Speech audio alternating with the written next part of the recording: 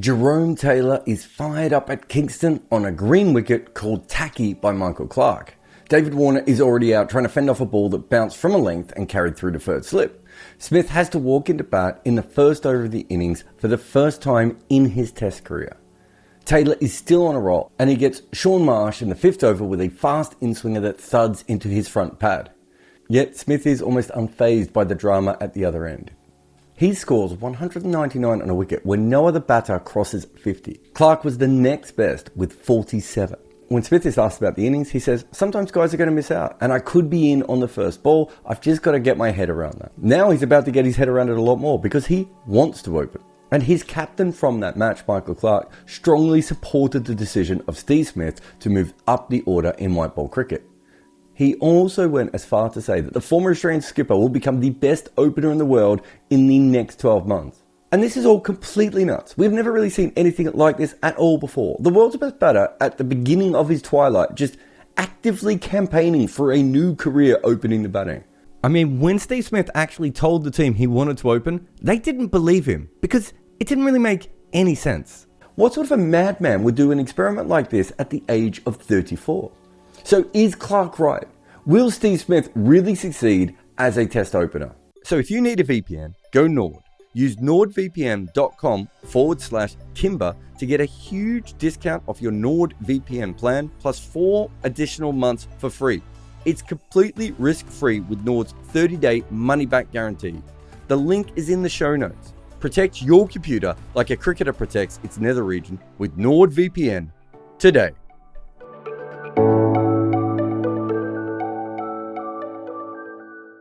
Although Smith has never opened in Test or first-class cricket, his best batting average when he's batting in the top order is usually at number 3. There he averages 67.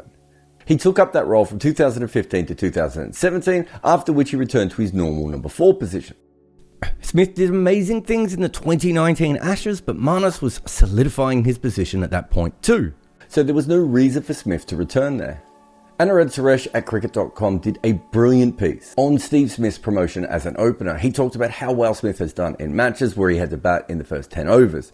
Importantly, he has been able to cash in after getting through the tougher periods up top. Apart from the absolute cricket nerd in Smith being excited about not having to wait for his turn to bat, he also says it's not exactly a unique experience for him to face the new ball because of all that batting at number 3. We also know that he bats best in the first innings of Test matches, when there is no narrative except just batting. So you would assume that psychologically it suits his personality, especially in the first innings where he can just mark his guard and bat. And Smith averages a massive 75 in the first innings when Australia lose the toss and are sent in to bat first. That is the third highest average ever for batters with at least 1,000 runs. Only Doug Walters and Matthew Hayden are above him. And if you're wondering why that matters, if you win the toss and bat first, you average 5 more runs per wicket than being sent in the first innings. That means that when the opposition looked at the pitch and went, "This is a good pitch to bowl on," Smith absolutely hammered them. Another thing in his favour is that, of course, as an opener, he's going to have to face a lot of pace bowling.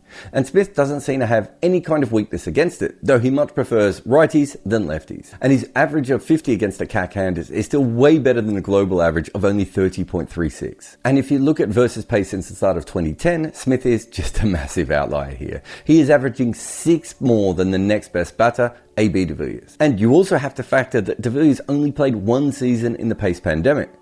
And Smith is well above the rest of his peers in the Fab 4 against the fast bowlers as well.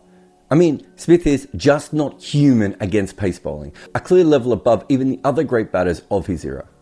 And when it comes to facing the new ball in the first 20 overs, Smith and Marnus are in a tier of their own against the seamers.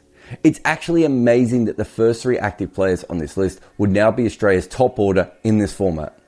However, he doesn't do it as much as Kane or Pujara or Azhar, who all batted first drop for a lot more in their careers, or Root, who basically didn't have a top order for a good portion of his career. Smith has obviously faced the English duo the most, but there are a bunch of other quality new ball bowlers as well as first change seamers on this list. He's been particularly attacking against Umesh Yadav, scoring 78 of 88 deliveries without being dismissed against the new ball. Broad, Finn and Bhuvi are the only bowlers to have dismissed him twice in the first 20 overs of a Test match.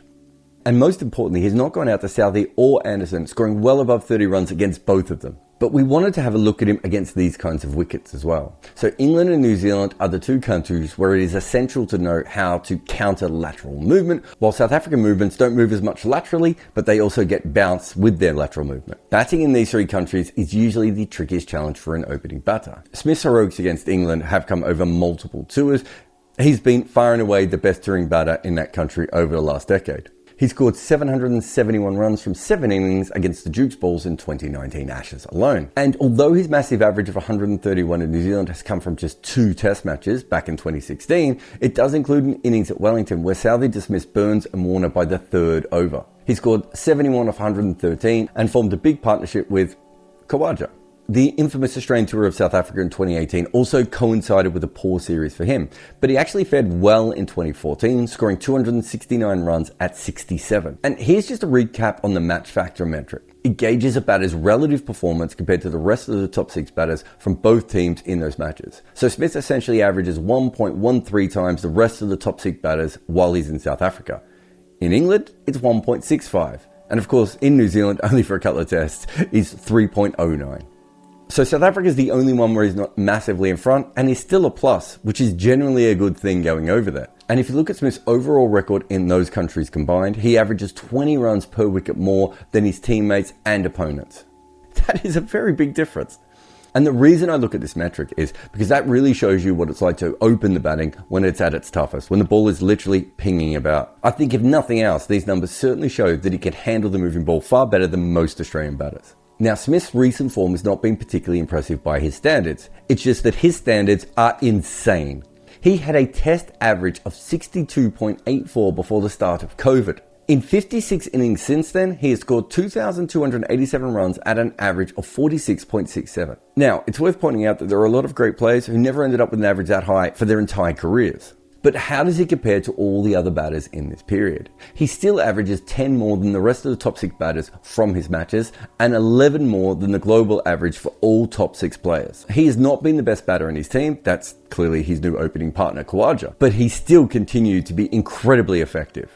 Like, as far as form drops go, it's about as good as you can get. And let's just be really clear. When you are averaging around mid-60s in test match cricket, you are not human. You are an alien that lives among us.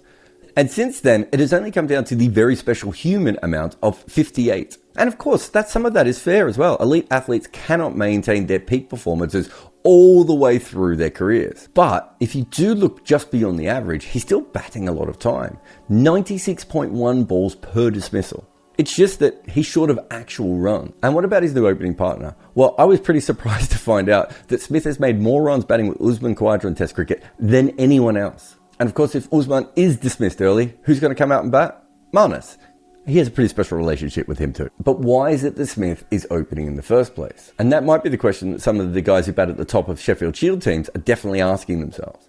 Well, the answer is pretty simple. Smith wanted to bat there. And pretty much in Australian cricket, what he wants, he gets. But the other thing is that there is suddenly a glut of options for the middle order. Essentially, when Mitch Marsh replaced Cameron Green, no one expected him to reach this level of consistency. Eventually, they just thought Green would come back into the side, but Marsh has not allowed for that. So now the Australians are trying to work out how to get Green back in. And there is an argument for thrusting Green, who has never opened at first class level, to actually bat at number 1 or number 2. I don't think that's a terrible plan, and I certainly would have asked Green if he was interested in that. But there are problems with this. You generally don't want your seam bowling all-rounder opening just because they get tired. But also, while I think he has some of the skills he would need to make runs at the top of the order, he's had most of his success at number 4 for Western Australia. So if they can bat him at number 4 or number 5, that makes a lot more sense for his long-term development. And he's a very important player for Australia into the future. And I think the default position for most people when they hear of Smith going up the top is that this is just a stopgap arrangement. But George Bailey has made it clear that they look at him as a long-term option for this position. And this way, Australia can actually have the 6 best batters for their country all playing. And of course, Australia has had a lot of success when manufacturing openers. It's not just Usman Khawaja, but also Justin Langer. The problem may lay with the fact that Bailey might want Khawaja and Smith as their long-term option, but age remains undefeated. And considering they're both around their mid-30s, it just may not go as long as they want. However, Australia have included Matt Renshaw in the squad. He has opened for them before, although he's not making a lot of runs in Sheffield Shield cricket at the moment. And you might also be asking, is there a lot of precedence for middle order batters opening the innings successfully in the modern game? And I would say over the last few years, it's become a real trend. Obviously, Smith's opening partner, Khawaja, is one of them. But Australia have also used Langer, Katich and Watson. Even Warner was not traditionally an opener. I would say Australia has done as much as anyone to help manufacture players at that position. Of course, outside of Australia, you have Dilshan and Sehwag, who both started as middle order batters. McCullum, Azhar and Pujara also performed this role when it was needed, though they weren't really always specialist openers. So on the face of it, it's not all that weird, especially considering Australia's predicament. So it makes sense to try it. But the question is, will it be successful? Well, Smith's first assignment would be against the West Indies at home. That is the absolute perfect time for this experiment. An inexperienced attack on Australian shores would usually not pose much of a threat to the Australian batting lineup, even if you batted it in reverse order. But it gets better for Smith, because his record against the West Indies at home is absolutely outstanding. He scored an unbeaten double ton last summer and only has gotten out 3 times in 7 innings against them. But there of course are tours after that. Australia will go to Sri Lanka and eventually they will host New Zealand in this World Test Championship cycle. So it will get tougher for him. But in the short term, he doesn't have to tour South Africa or India. So by the time he has to go to those 2 places and the West Indies, which is obviously fairly low scoring in tests, he should have runs and confidence in the position. Should, of course, being the magic word here.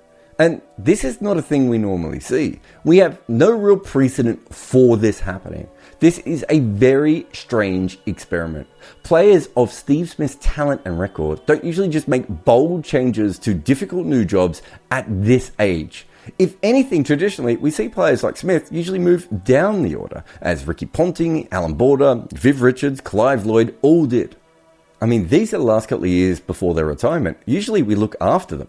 But Smith is his own creation. And clearly, instead of taking a cushy middle order position on the way to retirement like a normal batter, he's like, how about I just open up and see if I can find my hands again? And to be fair to this mad genius, the evidence suggests that there is no reason he cannot succeed in this role. And for a lot of us, we thought Smith's experimental technique wouldn't work in Test cricket. And here we are. So why would we question his methods now? We already know that Steve Smith is clearly not one of us. A lot of people complain that I'm not a former cricketer, and so that I don't really know the game. Well, you know what they can't claim? That I don't know desks. I've been using desks for years. I'm a collector of desks, old and new, and I'm sitting on a new one right now. I'm the Don Bradman of sitting at desks. So when I tell you that the E7 Pro next generation height adjustable desk from FlexiSpot is legit, this is like Michael Jordan talking to you about sneakers. This desk holds 160 kilograms. It is as stable as anything I've ever seen, and it has under-desk cable management. But really, the main skill here is that this desk rises and falls at the push of a button, and it moves super quick. And it has so many settings that remember your favorite heights. It really does it all. And I could not recommend the E7 Pro from FlexiSpot anymore, even though I am currently sitting on one of FlexiSpot's BS12 Pro multifunctional, adjustable, upgraded fabric, ergonomic chairs. My butt and computer have never been happier than when using one of FlexiSpot's products. So get over to their page right now for big savings.